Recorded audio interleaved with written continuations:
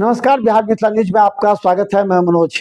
देखिए, बांकीपुर उपचुनाव प्रशांत किशोर ने जीत लिया, लेकिन इसके जीतने के लिए तर्क को समझिए। जो ग्राउंड रिपोर्ट हमारे पास है, जब क्षेत्र में हमारे रिपोर्टर जाते थे, हमने बात की कई नेताओं से, तो ये स्पष्ट था कि प्रशांत किशोर को इस बार विपक्ष जिताना चाह रहे थे। विपक्ष चाह रहे थे कि प्रशांत किशोर एक मजबूत वक्ता के रूप में बिहार विधानसभा में आए, ताकि पक्ष के नेताओं की बोलती बंद कर सके। देखिए, राष्ट्रीय जनता दल का लगभग 60 से 70% वोट ट्रांसफर हो गया। देखिए, प्रशांत किशोर का वोट बैंक तो है नहीं। प्रशांत किशोर के लिए सवर्ण समाज से वोट कट करके, यानी बीजेपी का भी वोट कट करके प्रशांत किशोर को मिला, और राष्ट्रीय जनता दल का जो वोट बैंक था वो भी कटकर सीधा प्रशांत किशोर को मिला। तो प्रशांत किशोर की बढ़त तो होनी ही थी, लेकिन ये चुनाव से 3 दिन पहले हुआ। पहले जो समीकरण लग रहा था, बीजेपी के बड़े बड़े कद्दावर नेता पहुंच गए थे और कह रहे थे कि अब लोग ये कह रहे हैं कि बीजेपी ने जानबूझकर प्रशांत किशोर को जिताने के लिए ऐसे उम्मीदवार को खड़ा किया जिसके बारे में लोगों में प्रतिक्रिया सही नहीं थी। देखिए, प्रशांत किशोर अगर खड़े हैं तो बीजेपी को चाहिए उसी तरह चेहरा वाले कद्दावर नेता को वहां रखा जाता, लेकिन इसमें प्रत्येक पार्टी ने भूल की। अब देखिए, बिहार के भाजपा के प्रदेश अध्यक्ष संजय सरावगी के बारे में अब लोग कह रहे हैं कि प्रत्याशी के चयन में संजय सरावगी ने भारी भूल की। संजय सरावगी की गलती मानी जा रही है।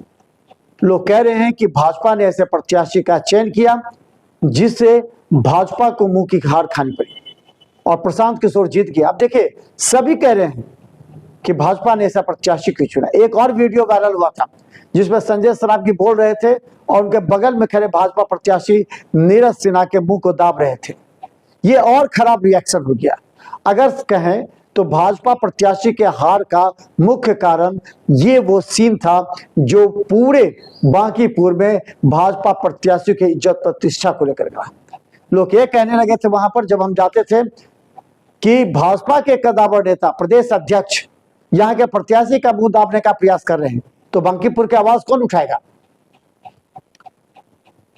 ये बातें बांकीपुर की जनता को गड़ गई थी और वहां के सवर्ण समाज के लोग, जो वोट बैंक था उनका, वो वोट बैंक ट्रांसफर हो गया। देखिए, कास्ट का वहां पर जो वोट बैंक है, वो वोट बैंक कास्ट का भी टूटा, भूमिहार का भी टूटा, जातिगत आधार पर टूटा है।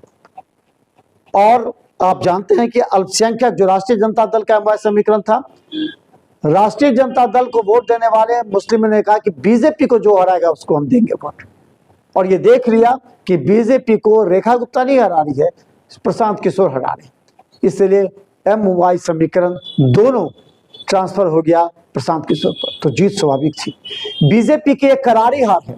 बीजेपी की थोड़ी सी चूक ने न सिर्फ नितिन नवीन को, बल्कि बीजेपी का पूरा वहां पर जो एक बना हुआ एक गढ़ था, उसमें न सिर्फ संदमारी हुई, बल्कि बीजेपी का फर्जियत वहां हो गया।